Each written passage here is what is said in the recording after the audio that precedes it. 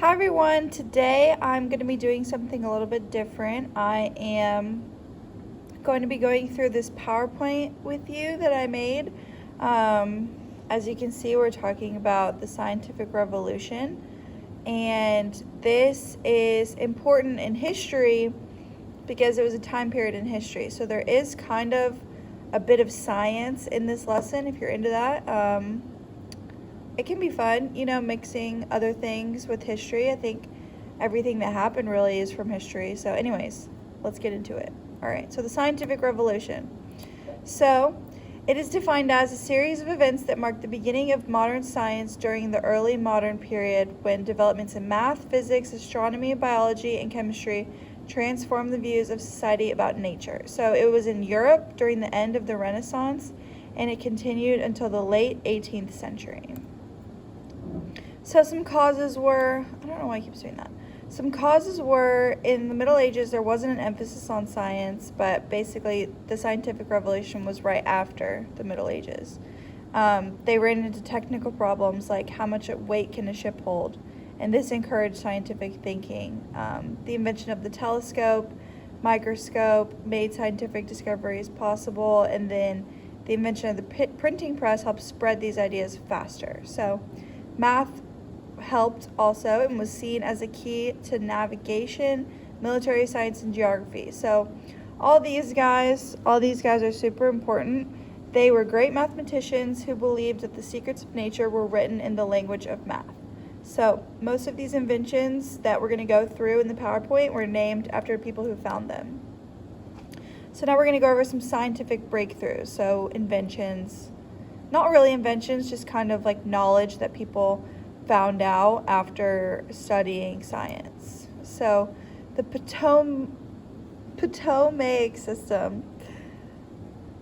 Ptolemy, his name is probably Ptolemy. He was the greatest astronomer of antiquity. So the Ptolemaic system is a geocentric system because it places the Earth at the center of the universe. So as you can see right here, this is his system of what he thought the Earth looked like. He thought that the Earth was at the center. And then this is just kind of a better explanation of it because this is very ancient, as you can see. And then the Copernican system. So Nicholas Copernicus was from Poland, and he published a book in 1543 called On the Revolutions of the Heavenly Spheres. So this system that he created was heliocentric, which meant that the sun was at the center of the universe. So this was his diagram of what he thought that the universe looked like, and then that's just kind of, again, a better explanation.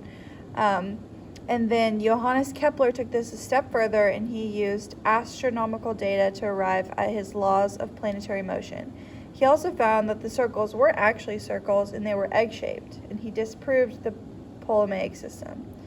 Galileo discovered later that these circles that were surrounding the sun weren't just circles, that they were actually planets. What we know as, Venus, Saturn, Jupiter, all those good ones.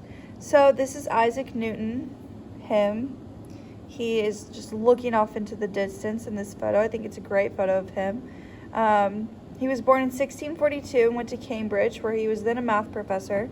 He wrote Mathematical Principles of Natural Philosophy, also known as the Principia. In this, he defined the 3 laws of motion that govern the planetary bodies. So I'm not going to go over all 3 laws of motion because, once again, this is not a science class. But the number 1 would be, for what we're talking about now, is the universal law of gravitation. So every object in the universe is attracted to every other object by gravity. And this explains why the planets continue to orbit around the sun. This theory dominated until Albert Einstein's concept of relativity gave a new picture of the universe. And then, some more significant people and things. René Descartes brought in philosophy to this science. He's also called the father of modern rationalism, which says that reason is the chief source of knowledge. And then the scientific method is a systematic procedure for collecting and analyzing evidence. And Francis Bacon actually practiced the theory. Francis Bacon wasn't even a scientist, but he was the one that created the scientific method. He was an English philosopher. And then Bacon also practiced the theory of empiricism, which says that knowledge is achieved through observation. So all of the material from the questions in the assignment for this week are going to come from this video and this PowerPoint. So please watch it, please pay attention and take notes, and then answer the questions as best as you can. Yeah, once again, if y'all got any questions, you know where to message me. I hope you guys are having a good week, and yeah, I hope everything's going well. If you need anything, just reach out and let me know. See you next week.